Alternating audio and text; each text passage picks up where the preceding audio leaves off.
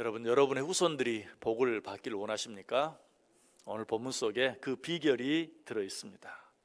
우리는 여러 시간에 걸쳐서 1절 말씀 할렐루야 여호와를 경외하며 그 계명을 지키는 자가 복이 있다라는 말씀에 대해 생각해 보았죠. 그런데 여호와를 경외하며 그 계명을 지키는 자들이 구체적으로 어떤 복을 받을까요? 많은 복들이 있겠죠. 그런데 그 가운데 가장 먼저 받는 복이 무엇일까? 여러분이 가장 먼저 받기를 원하는 축복이 있다면 그게 어떤 복입니까? 아마 틀림없이 우리의 후손들, 우리의 자녀 손들이 잘 되는 복을 원하실 것이, 하나님은 이런 우리의 마음을 아셨어요. 그래서 당신을 경외하는 자들에게 축복을 약속하시면서 맨 먼저 우리가 가장 바라는 그 축복을 약속해 주세요. 오늘 본문 제가 다시 한번 읽어볼게요. 할렐루야 여호와를 경외하며 그의 계명을 크게 즐거워하는 자는 복이 있도다. 그의 후손이 땅에서 강성하며 정직한 자들의 후손에게 복이 있으리로다. 얼마나 귀한 약속인지 몰라요. 그런데 이런 약속의 축복은 오늘 본문뿐만이 아니 성경 여기저기에 너무나 많이 나타나 있어요. 그 가운데 몇 구절만 한번 읽어보겠습니다. 시편 37편 25절 말씀 우리 같이 읽습니다. 내가 어려서부터 늙기까지 의인이 버림을 당하거나 그의 자손이 걸식함을 보지 못하였도다. 한 구절 더요. 잠언 14장 26절 말씀 여호와를 경외하는 자에게는 견고한 의뢰가 있나니 그 자녀들에게 피난처가 있으리라. 아멘. 왜 하나님께서는 당신을 경외하는 자들의 후손을 축복하실까요? 그 조상이 잘하면 그 자녀들은 저절로 잘 되는 것입니까? 반대로 그 조상이 잘못해도 그 자손은 그 조상이 잘못하면 그 자손들은 아무리 잘해도 소용없는 것입니까? 그렇다면 하나님은 공의로운 분이 아니죠. 우리 하나님은 공의로우실 뿐만 아니라 철저하게 인격적이신 분이에요. 그래서 모든 사람과 철저하게 1대1로 관계하세요. 그러므로 아무리 우리의 부모가 잘해도 내가 잘못하면 하나님은 그 잘못을 간과하지 못해요. 뿐만 아니라 우리의 부모가 아무리 잘 믿어도 내가 믿지 않으면 나는 구원을 받을 수 없어요. 마치 아무리 아내가 믿음이 좋다 할지라도 그 남편이 아내의 치마끝 붙잡고 천국에 갈 수 없는 것처럼 제 아무리 부모가 믿음이 좋아도 그 자녀가 믿지 않는다면 그 역시 축복을 받을 수 없고 구원함을 받을 수 없는 것이죠. 자, 그렇다면 왜 하나님께서는 하나님을 경외하는 자들의 후손이 잘 될 것이라고 약속하는가? 그리고 왜 의인의 자손이 절대로 버림을 당하거나 걸식하는 일이 없을 것이라고 약속하시는가?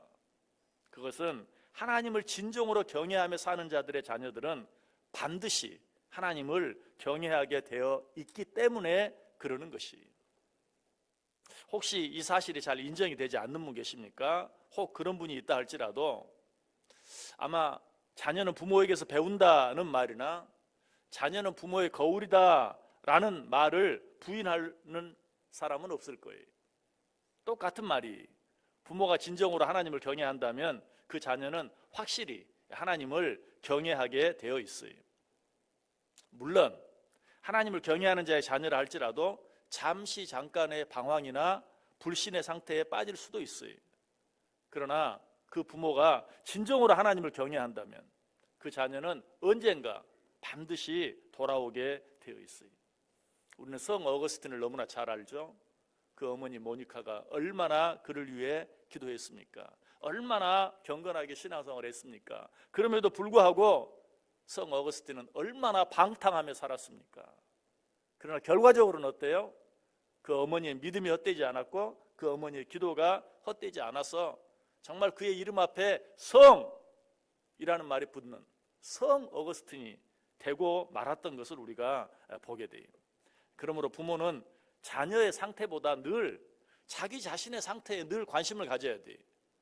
자녀가 이런 것 때문에, 자녀가 저런 것 때문에 속상해하고 염려하고 걱정하기보다는 내 자신의 상태가 어떠한가를 늘 살필 수 있어야 돼요.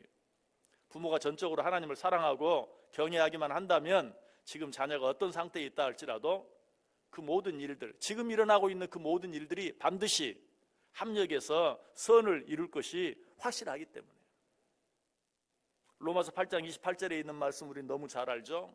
우리가 알거니와 하나님을 사랑하는 자 곧 그 뜻대로 부르심을 입은 자들에게는 모든 일이 합력하여 선을 이룬다. 여러분, 이 말씀은 그저 세상의 보통 다른 모든 일에만 해당되는 것이 아니라 우리 자녀들의 일에도 똑같이 적용되는 말이, 내가 하나님을 사랑하기만 한다면, 내가 하나님을 경외하기만 한다면 내 자손에게 어떤 일이 있든지, 설령 지금은 좋지 않은 일처럼 보인다 할지라도 그 일들이 합력해서 선을 이루고야 만다는 것이. 왜 그렇게 되어질까요? 진정으로 하나님을 사랑하고 진정으로 하나님을 경외하는 부모라면 그 사람은 틀림없이 자녀의 문제를 가지고 하나님 앞에 눈물로 기도할 것이, 그리고 하나님께서는 분명히 약속하셨어요. 눈물로 내게 기도하는 자들의 기도를 내가 물리치지 않고 반드시 들어주겠다고. 어디에서? 우리 성경 한번 또 같이 읽어볼까요? 시편 91편 15절 말씀 같이 읽습니다. 그가 내게 간구하리니 내가 그에게 응답하리라. 그들이 환난 당할 때에 내가 그와 함께하여 그를 건지고 영화롭게 하리라.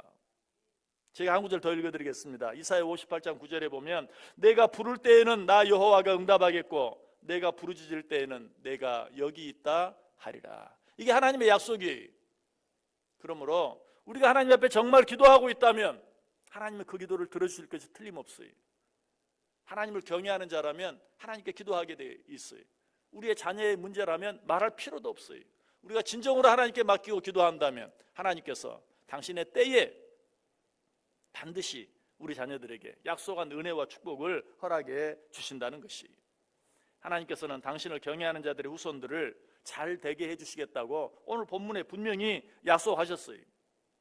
그 약속은 그 부모들의 믿음을 보고 그 자녀들을 무조건 축복해 주시겠다는 것이 아니, 그것은 진정으로 하나님을 경외하는 자들의 자녀들은 그 부모들이 보인 믿음의 본을 통해 틀림없이 하나님을 경외하는 자들이 될 것이므로, 그러한 자는 자신의 믿음으로 인해 반드시 축복을 받게 되어 있다는 뜻이에요.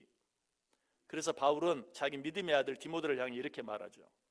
디모데후서 1장 5절에서 이 믿음은 먼저 내 외조모 로이스와 내 어머니 유니게 속에 있더니 내 속에도 있는 줄을 확신하노라. 바울은 디모데의 믿음에 대해서 강한 확신을 가지고 있었어요.